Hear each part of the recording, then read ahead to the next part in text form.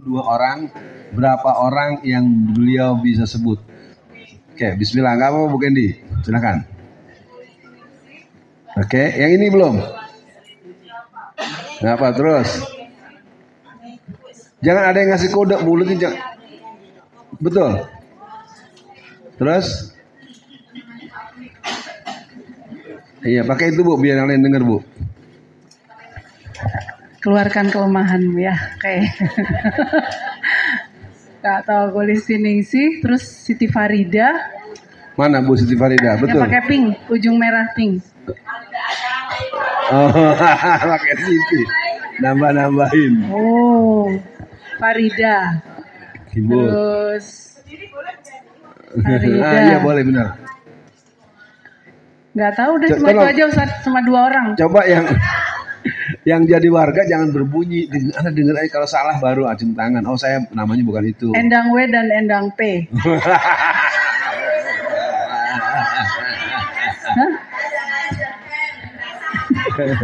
Ini Bu Endang 2. Nah, udah gitu Ustaz. Oke, makasih. Bu Marfuah hafal berapa banyak? Kalau ngapal lagu cepat Ustaz. Bu Marfuah bisa hafal berapa? Coba Bu kasih mic-nya Bu Pras ini, coba dari sini. Siapa?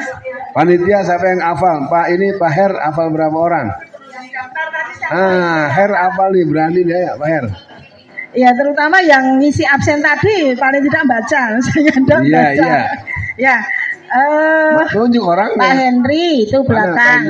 Pak Henry itu, Pak Budi itu. Mana Pak Budi terus? Ya, terus kemudian itu ada Rifai. Raffi Ahmad. Itu kemudian ada Mbak Zahra, terus kemudian Mbak Nurima, apa? Terus kemudian Mbak Kendi ya jelas, terus Mbak Ana, terus itu juga Ana Ratna.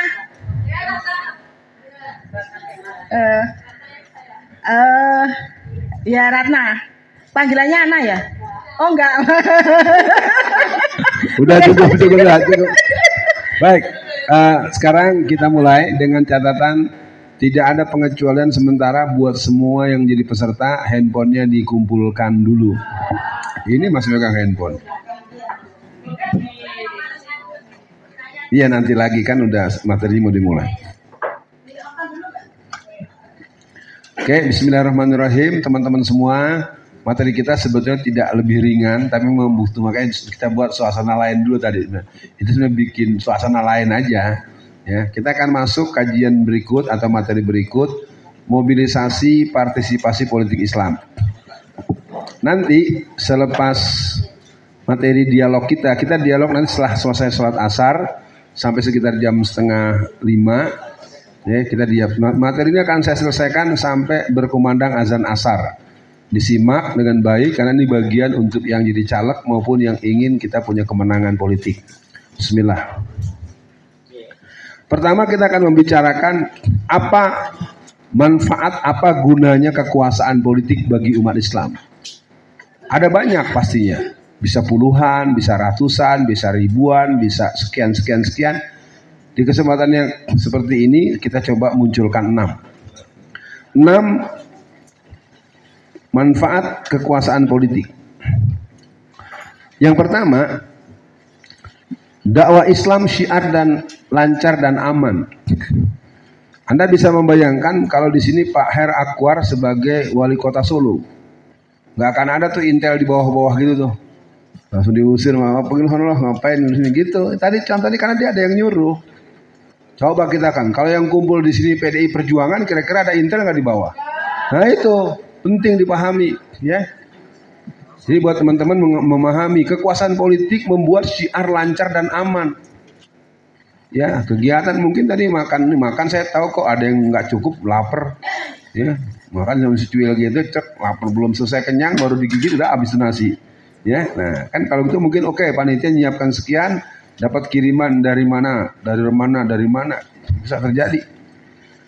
Jadi kekuasaan politik itu kita ingat penggunaan Monas. Monas di awal kepemimpinan Pak Anies Baswedan itu bisa dipakai buat reuni 212. Tapi dengan sistematik pihak presidenan mengambil alih. Jadi jangan dibilang Pak Anies nggak mendukung, Pak Anies nggak punya otoritas lagi. Jadi dia tidak berkuasa lagi dengan Monas. Ya Anda bisa bayangkan kalau Pak Her Akwar jadi wali kota Solo, yang namanya lapangan Manahan bisa jadi tempat apel siaga Laskar Solo Raya. Bisa nggak? Bisa, karena kekuasaan tangan dia itu yang dipahami. Jadi jangan lagi berdebat togut. Siapa yang pengen demokrasi? Saya juga nggak doyan sebenarnya kalau mau tahu. Tapi kalau ini kita tidak ambil, saya katakan kita berperang. Pertempuran sejati adalah kita membunuh musuh dengan senjata musuh. Ya, Anda harus paling baik-baik itu. Jadi jangan sampai kita sengaja dibikin antipati, akhirnya mereka yang meneliti untuk menginjak kepala kita.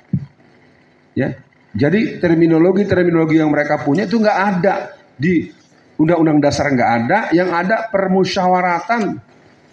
Musyawarah itu bukan demokrasi.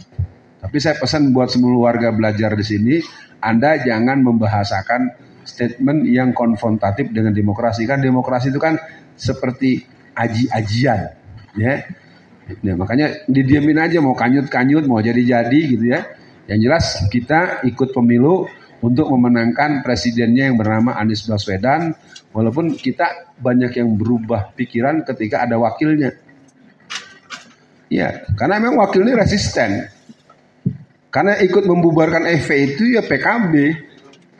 Anda jangan lupa PKB itu punya jasa yang banyak untuk merusak sistem peran-peran keislaman. Karena di antara kelemahan umat Islam itu adalah pelupa dan pemaaf. Iya, maksud saya bukan kita tetap harus dukung Pak Anies Baswedan. Jangan bergeser, tapi jangan lupa gitu. Ya, karena PKB itu kan sesungguhnya partai komunis baru. Ya. Anda boleh ketawa, saya bisa menerangkan itu.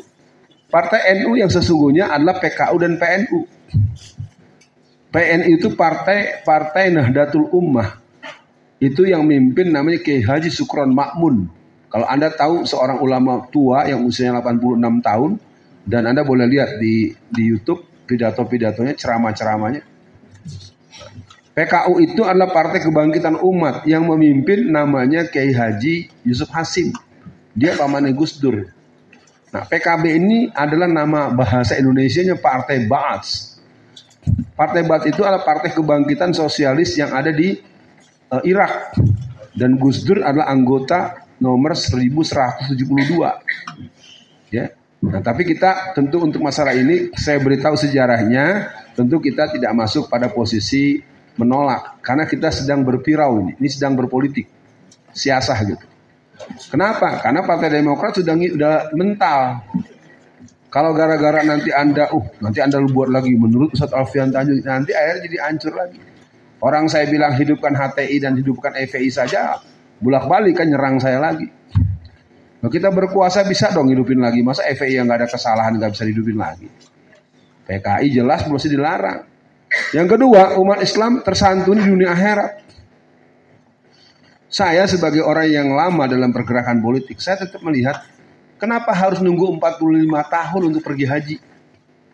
Kenapa jadi waiting list?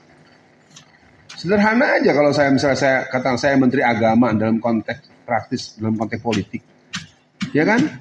Kan nggak semua negara di sekitar Asia ini kan, artinya kita bisa berhubungan dengan Thailand. Pemerintah Thailand, kami akan mengirimkan orang Indonesia sekitar 10.000 orang.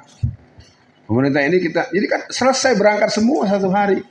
Bukan malah diuber-uber, dikejar-kejar dengan tuduhan paspor hijau.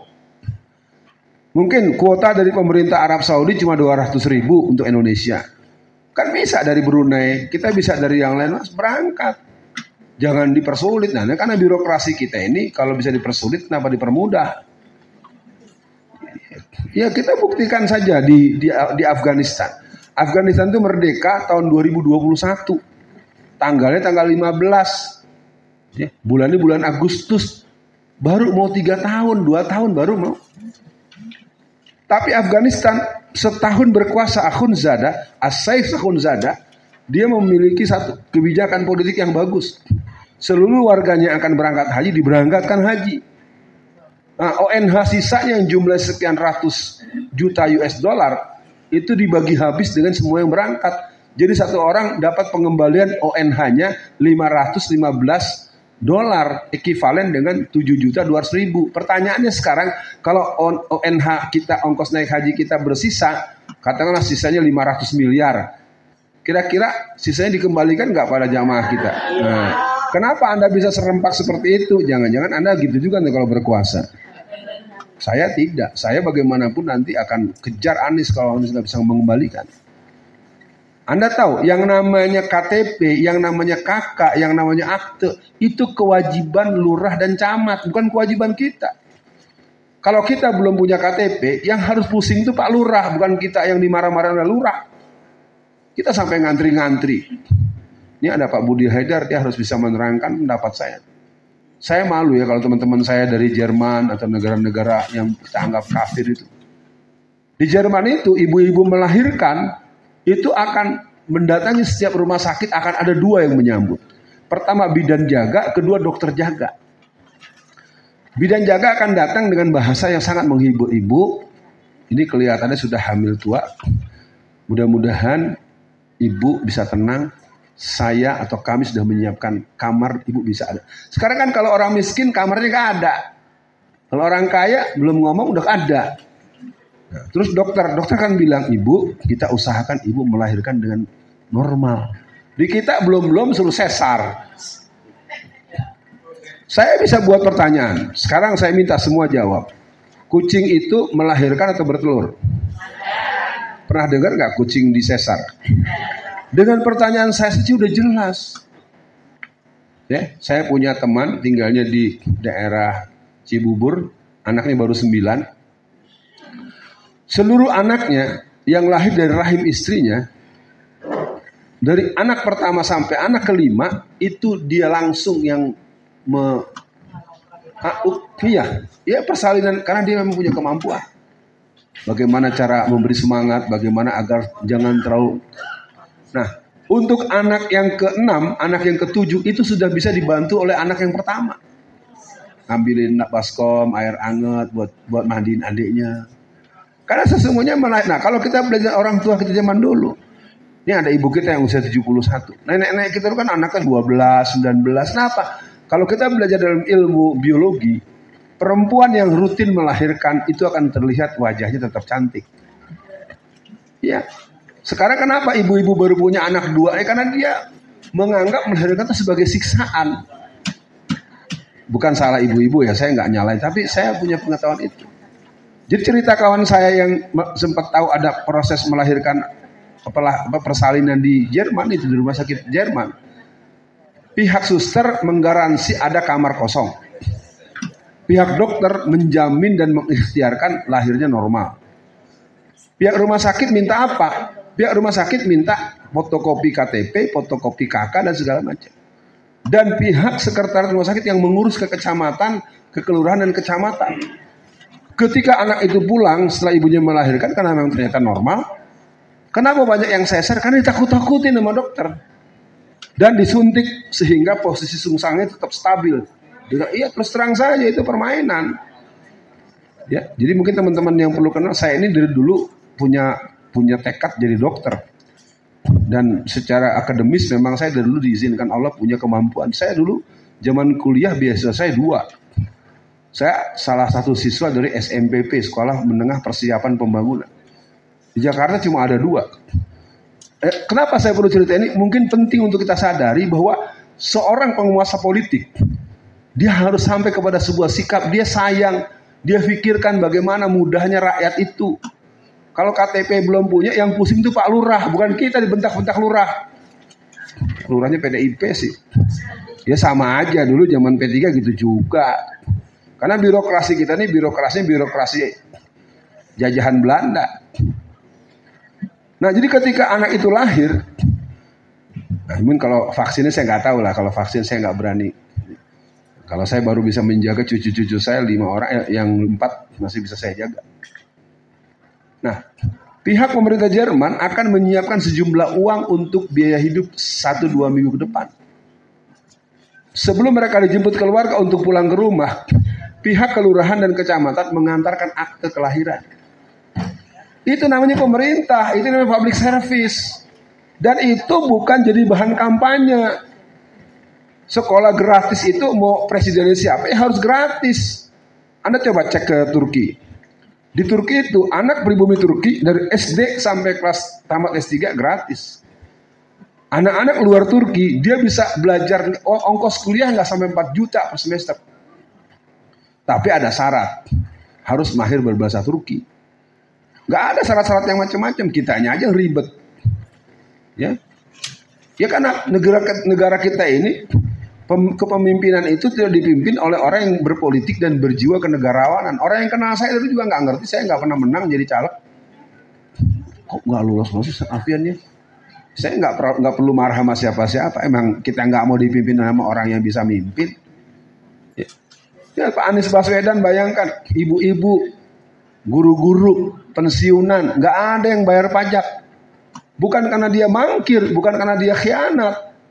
Tapi dia memang ada polisi, ada keputusan gubernur yang menyatakan bahwa pensiunan guru, pensiunan TNI, pensiunan Polri tidak boleh dikutip pajaknya. Dan memang pajak itu kan sebuah kejahatan kalau mau kita. Pajak itu diambil dari rakyat untuk dimakan sama petugas pajak sama pejabat. Itu semua orang yang tahu. Cuman kan kalau kita ngomongnya keras-keras, kita bertentangan dengan undang-undang perpajakan. Kita dianggap menghasut, ditangkap lagi. Ya, jadi negeri ini memang negeri yang sudah hancur sebetulnya. Bukan hanya tidak baik-baik saja. Makanya kenapa ada yang pilih revolusi? Kenapa ada yang pilih? Saya tidak membantah. Tapi saya ingin mengatakan karakter bangsa kita bukan bangsa militan. Bangsa kita satu ditangkap yang lain ngumpet kok. Satu ditangkap yang lain sembunyi. Oh enggak, saya enggak kenal sama Alfian Tanjung. Ya, udah begitu kok waktak kita. Ya, jadi hari ini teman-teman mengerti kita mengadakan pendidikan ini sebagai bentuk ikhtiar kita.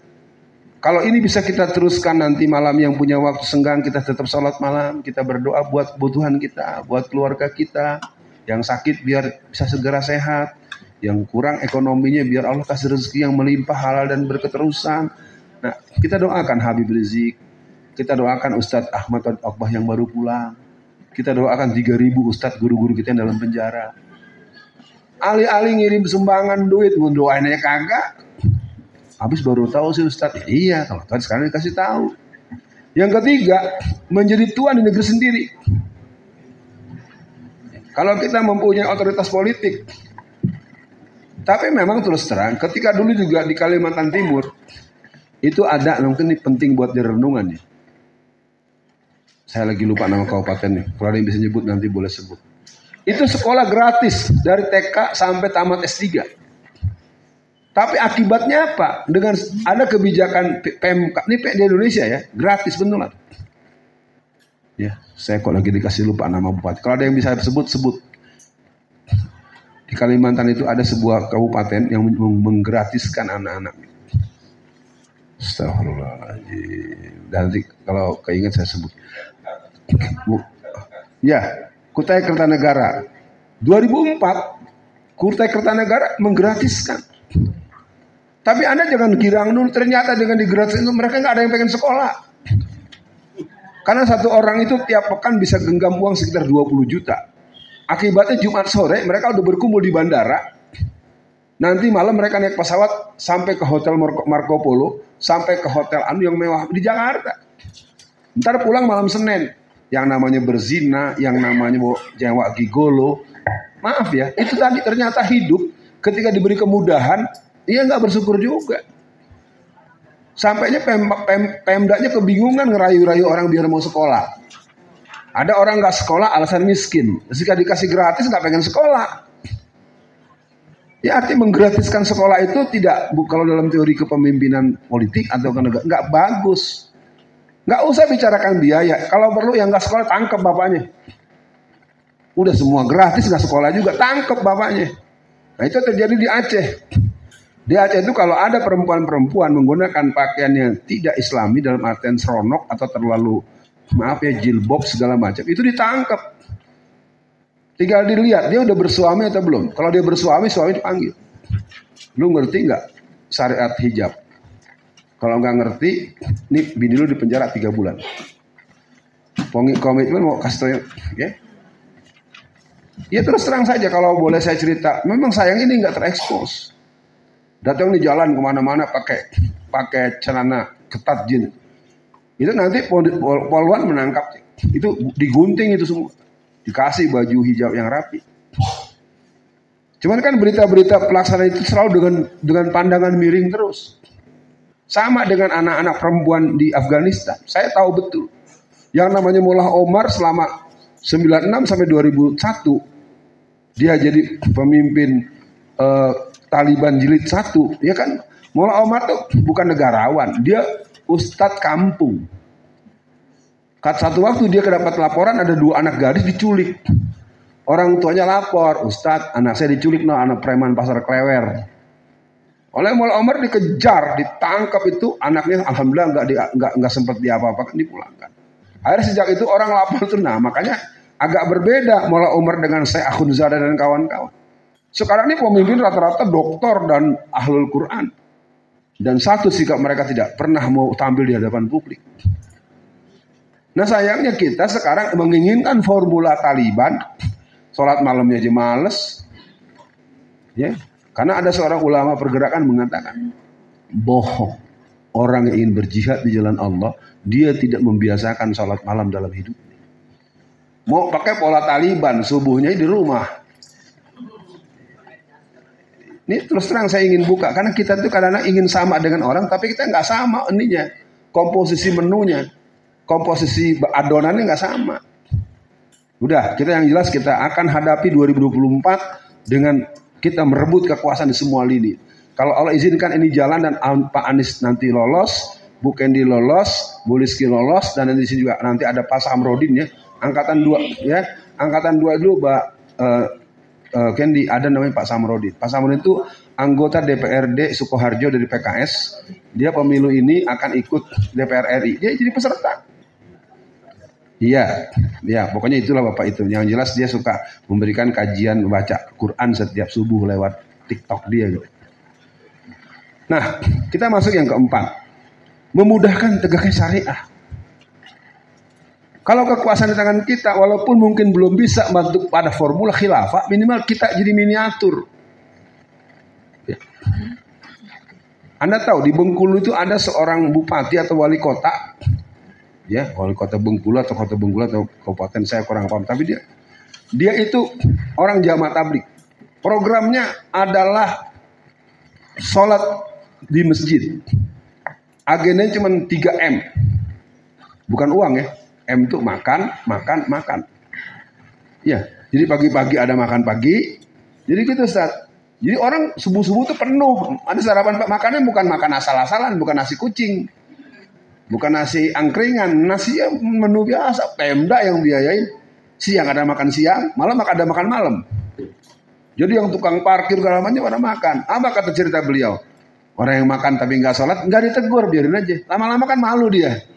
Duh, gue mau makan mulu nggak sholat. Akhirnya dia sholat-sholatan. Tapi lama-lama karena dia dengar tausiah ini sedih. Ya lagi-lagi teman-teman, sebenarnya syariat Islam itu tidak ada beratnya kecuali kita praktekkan dulu. Makanya fenomena Anies Baswedan ada fenomena yang harus di backup.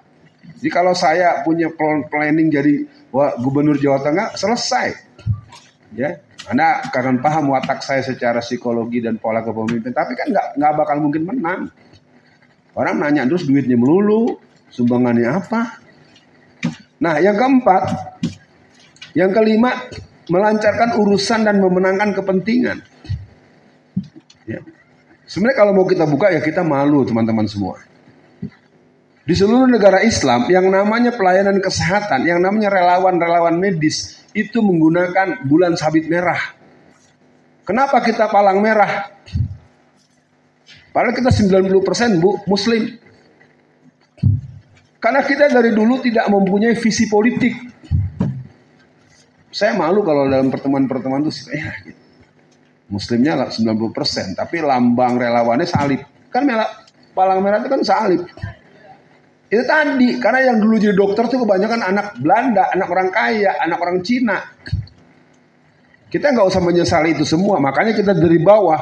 Jadi kalaupun sekarang kita kegiatan ini belum bisa mengantarkan Bu Kendi jadi anggota DPRD, Bu Kenny saya minta jangan pernah berubah wajah, tetap semangat. Kalau sampai jadi, wajar aja. Nggak usah juga nanti khusus-khusus bikin makanan atau nganterin buat saya, nggak usah. Yang penting punya komitmen, PKS itu bukan agama. Saya banyak bertemu anak-anak PKS itu, akhirnya membuat orang yang bukan PKS itu bukan Islam. Oh, ngaco. Itu kejadian Mbak Kenny, saya katakan, dan saya sudah komplain kepada beberapa teman. Partai politik itu adalah alat untuk merebut dan mengelola kekuasaan. Ya, makanya saya dengan Bang Buya Mahyildi, Gubernur Sumatera Barat itu sering chat-chatan, kesian juga dia, kan dia kasus air bangis kesangka-sangka juga dia. Nah, yang keenam, membendung kesesatan, kemaksiatan, kemusyrikan. Ingat nggak dulu di Gunung Slamet yang ada yang nendang sesajen? Kalau kekuasaan Gubernur Jawa Tengahnya Alfian Tanjung, yang nendang sesajen akan saya kasih hadiah. Dia, saya kasih hadiah, saya berangkatkan sekeluarga pergi haji atas APBN Jawa Tengah. Kejadian nggak? Bisa, gubernurnya saya. Nah sekarang malah dia ditangkap, diuyal-uyal. Itu tadi, ayo pahami. Kekuasaan itu adalah jembatan kita untuk beribadah kepada Allah. Kalau kita belajar bagaimana pola hidup Umar bin Abdul Aziz, Anda tahu kenapa saya begitu berkhidmat dengan Masum itu keren banget.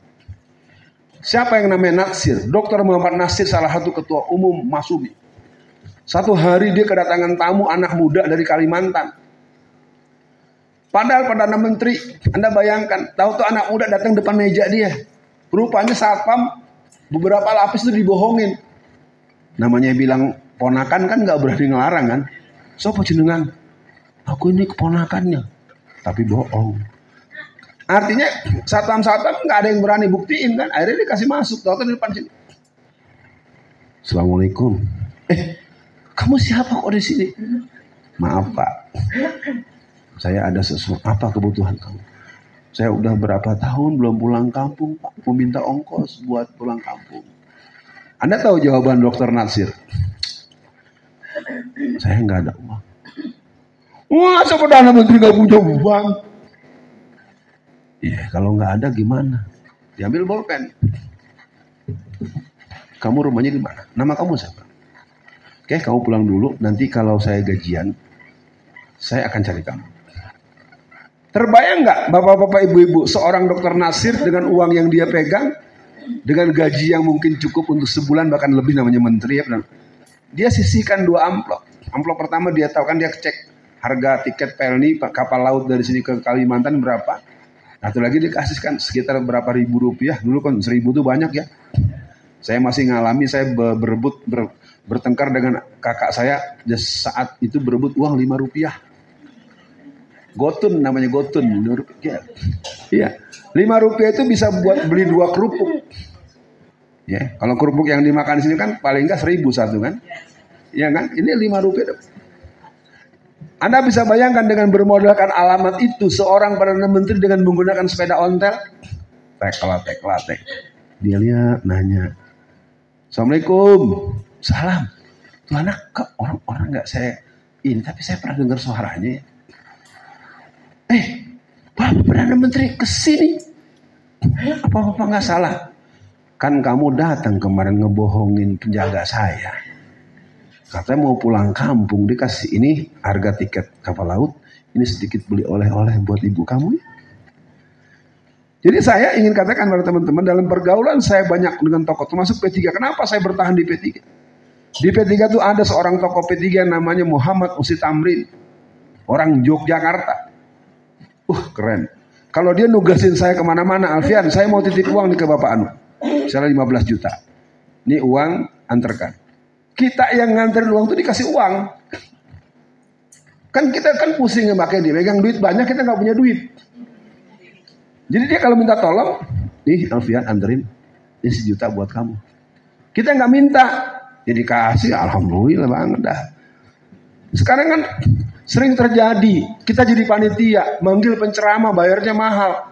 Bulak-balik nemenin sampai seminggu. Penceramah dapat 100 juta, panitia yang nemenin gak dapat apa-apa. Siapa yang mau kesejahteraan dia? Dia kan punya anak, dia punya istri. Dia tinggalkan kerjanya hanya untuk membuat sukses acara itu.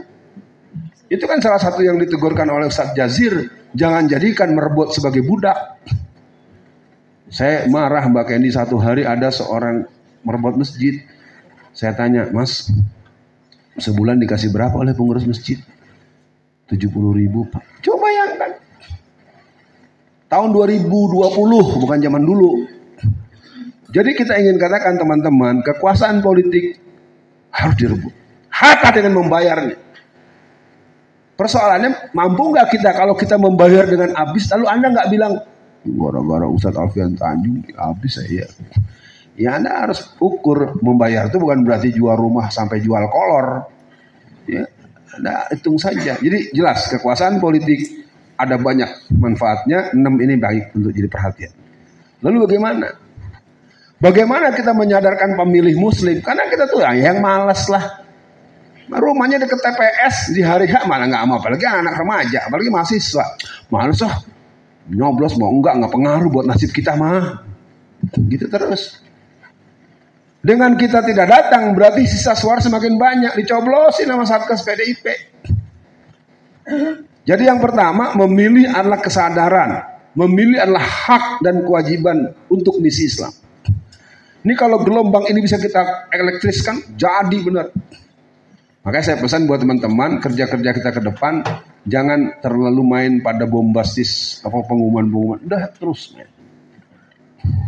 Jadi kalau saya sudah bilang juga beberapa teman, kalau nanti kita sudah sip angkatan pertama sampai angkatan ke-10, sebutlah setiap angkatan ini ada sekitar 30 orang.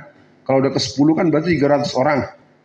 Dengan segala hal, atau mungkin nanti kita buat yang 100, nanti angkatan, kalau setiap angkatan 100 ke-10 kan berarti kita punya sekitar 700 orang. Kita carikan tempat yang baik, kita buat dialog interaktif dengan Pak Anies Baswedan.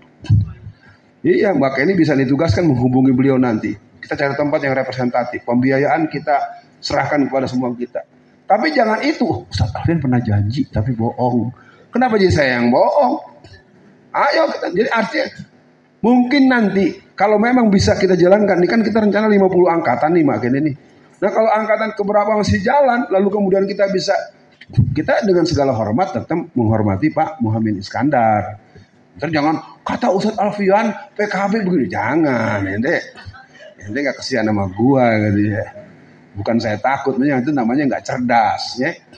Yang kedua, mengikuti dan mengawal proses pemilihan penghitungan suara sampai penetapan hasil.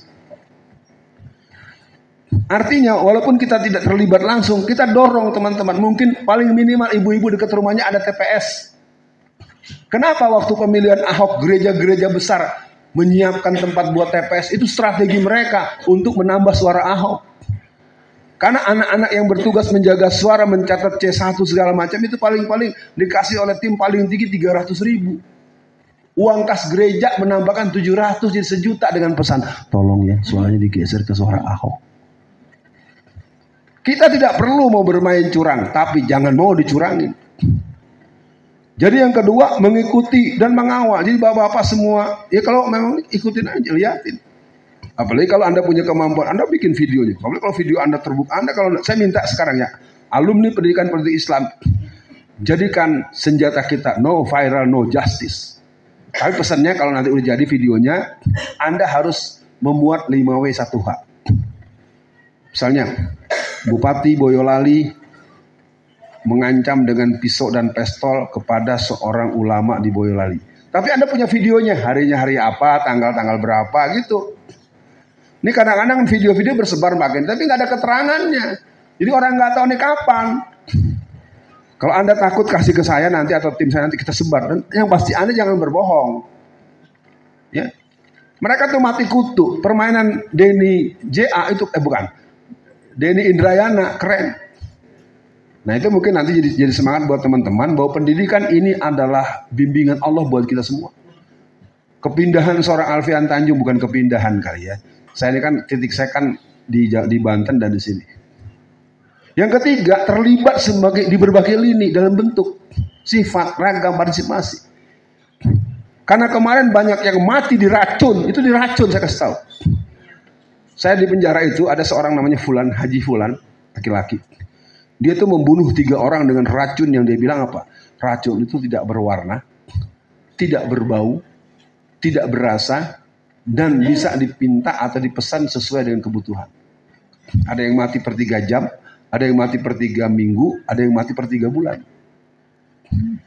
Dan kenapa teman saya ini dia sampai ketangkap? Dia ketangkap itu ketika membunuh yang ketiga, sedang gendong-gendong mayatnya, ada yang lihat. Jadi dia bukan dilihat karena membunuhnya, udah mati mas. Jadi kemarin itu memang dibunuh semua, dan itu rata-rata adalah 02. Petugas TPS, KPPS yang mati itu di atas 90% adalah daerah basis 02. Makanya kita terus harus memperkuat hubungan dengan Allah. Karena feeling saya, dengan adanya polisi RW itu berbahaya. Paling enggak dengan polisi RW itu dia akan mengirimkan data yang detail. Daerah sini ada Candy, ada ini. Nanti kita tahu-tahu ada foto, video Bu Candy lagi dalam keadaan bugil. Jangan dibilang saya ngomong jorok. Ini adalah fakta ketika Habib Rizik dengan Firza Hasan. Itu permainan teknologi tingkat tinggi. Untungnya aja ada Dr. Hermansyah, seorang dosen telematika dari ITB. Kalau enggak, Habib Rizik hancur. Seorang sekali memimpin zikir, azikro siapa? Ustadz Arifin Ilham aja percaya ketika dibukain videonya sama Kapolri. Ya, saya ingin katakan maaf saya kalimat ini mungkin terlalu nggak kurang pantas, tapi itu bisa terjadi. Makanya kemampuan kita iringi dengan doa pada Allah, kita kasih sedekah sama orang yang lagi butuh. Karena hanya itu yang bisa menolong kita. Ya. Saya kalau mau Anda tahu, saya ini menjelang pemilu ini harus diisolasi. Habib Rizik itu harus dibunuh. Ya, mungkin teman-teman dekat udah saya kasih tahu WA-nya dari BIN Nasional, tapi mau diapain? Mau kita ngumpet mati juga, ngelawan mati juga. Yang penting kita berbuatnya ya tergantung ini nih. Kalau nanti Pak Mufti dibayar 1 miliar, dikasih ya udah. Pak Muftinya senang-senang. Ya. Tentu Pak Mufti bukan saya ragukan antum, agar antum juga berdoa istiqomah. Yang keempat, peran ulama. Sekarang kita sedih, ustadz-ustadz jarang yang ngomong politik. Saya tahu alasannya. Alasannya biar di mana-mana dipanggil. Biar nanti manjang. Nauzubillah, saya nggak bisa. Kesebut langsung kok. Anda emang nggak mau ikutin antum, Ustadz Alfian. Kenapa? Antum mah langkahnya sempit. Antum mah nggak laku. Kalau aneh kan kemana aja bisa. Di mana doktrin waman ahsanu qaula mimman da'a ilallahi wa amila salihan wa qala innani minal muslimin. Dakwah itu kan amar ma'ruf nahi mungkar, tapi saya nggak berani. Terserahlah. Oke. Fungsi media sebagai alat penyadar bahwa pentingnya ikut memilih. Makanya Boni Hargan mengatakan semua yang namanya survei tidak berlaku ketika pasukan tauhid, pasukan Islam, politisi muslim bergerak untuk menggerakkan kekuatan suara. Sampai putaran ketiga yang namanya Indonesian Lawyers Club untuk Pak Anies Baswedan itu 83%. Nah, pesan saya dengan data itu kita nggak usah girang, kita buat pembuktian tambahan. Karena kalau curang udah jelas bakal curang. Tapi kan kalau kita mampu memberikan truk sampai angka 80 betulan, truk sampai 90%. Seperti cerita ontak ngumpet, udah saya ceritain kan ontak ngumpet. Ontak kan ada punuknya. Weh ontak, mana nih aku lagi ngumpet tapi punuknya kelihatan. Nah, karena apa? Karena menangnya dia 80%. Sebenarnya sih kalau para ahli politik, ahli kalkulasi politiknya cukup 60% saja. Kalau kemenangan dulu tahun 2014 itu suara buat Pak Prabowo cuma 54%. Data itu sampai kepada Pak SBY. Data kan yang pegang data kan 4. 1 KPU, 1 Bawaslu, 1 intelijen tentara dengan pola 1 intelijen polisi. Semua data sampainya ke presiden. Maka sama Jokowi kenapa bangga-bangga dengan intelijen. Karena dia tahu semua. Pak SBY ketika ada kemungkinan menang Pak Prabowo diancam. Kalau enggak gue buka kas anakku. Kalau enggak gue buka kas lo. Sebelum jadi AMN kan lo pernah punya bini, punya anak 2. Jadi hampir semua pejabat-pejabat kita tuh punya file pribadi. Dia nggak mau dong berita itu. Kan lu ada selamat dari PBR. Akhirnya kasih jabatan kan di Partai Demokrat. Gara-gara dia membuka bahwa Pak SBY dulu pernah punya istri sebelum AMN. Iya, orang yang tahu. Nah begitu kejadiannya. Sama dengan kelakuan Megawati, Puan Maharani segala macam. Jadi orang-orang model Anies Baswedan itu makhluk langka. Tapi bukan hanya dia, saya tahu banyak yang lain. Tapi yang lain kan mungkin tidak terkenal, nggak punya duit, nggak punya privilege. Ya. Di P3 itu di Jogja ada yang namanya Pak Alfian Darmawan, bagus. Pak Sukri Fadoli, ya, dan juga dengan segala kekurangan Alfian Tanjung juga orang tahu kok. Jangan sampai si Alfian jadi ketua P3. Yang keenam, kontra intelijen. Nah, ini mungkin nanti bagian khusus kalau nanti ada pelatihan para pengkader kita nanti. Mudah-mudahan ada waktunya. Yang ketujuh, mengerahkan dukungan kaum wanita dan pemilih pemula. Jadi Raihan, Raffi ya, kamu berdua adalah saksi sejarah. Kamu berdua orang yang harus berpikir bagaimana memenangkan kontestasi lewat jaringan teman-teman kamu. Semalam saya hadir Jagong di Diamond. Ternyata ada Afgan. Bayangkan, Jagong ada Afgan, Mbak Kendi, itu kayak apa kalau mau saya? Masa kita mau Jagong dari ujung daftar mau masuk tanda tangan, itu harus nunggu sampai 1 jam jalan. Jadi di dalam itu di Diamond itu dibuat seolah-olah seperti konser besar. Kita nggak ada urusan, kita tahunya Jagong mendatangi memenuhi undangan. Ada apa Pak Anwar? Mau cari yang anget Pak Anwar. Pak Anwar baik banget ini, masuk surga Pak Anwar. Oke, yang ke-8, kerja-kerja agitasi. Jadi mereka itu bilang, hati-hati, jangan ikut-ikut Alfian Tanjung. Saya tahu kok, sampai ngomong kok si Jarot gitu. Ya. Mereka selalu gitu. Kita harus berani kembali agitasi, kontra agitasi. Kalau belum punya belum punya penguasaan, jangan ntar Anda diketawain lu nggak ngerti ngomong. Kerja-kerja agitasi, propaganda, peran politik dilakukan di dalam bentuk operasi politik. Ini bagian ini tergantung nanti. Nggak tahu saya kapan makan di forum ini, terlalu borongan, capek, kesian. Yang ke-9, kegiatan strategis yang berimplikasi luas, baik terbuka maupun tertutup. Main waktu ya, karena ini bahan ini sampai azan asar nih harus udahan. Kita punya waktu tinggal sejam lagi. Materi banyak. Bagaimana medan jihad politik kita? Yang pertama, secara nasional sejak tahun 1965 PKI berontak dengan bentuk aborsi atau prematur. Karena pemberontakan PKI itu dijadwalkan tahun 1971 bukan tahun 65. Ya. Jadi trauma politik intimidasi dulu nggak boleh milik kecuali PKI. Ya, PKI itu dari dulu yang dieksploitasi itu para pelacur, para gelandangan. Iya.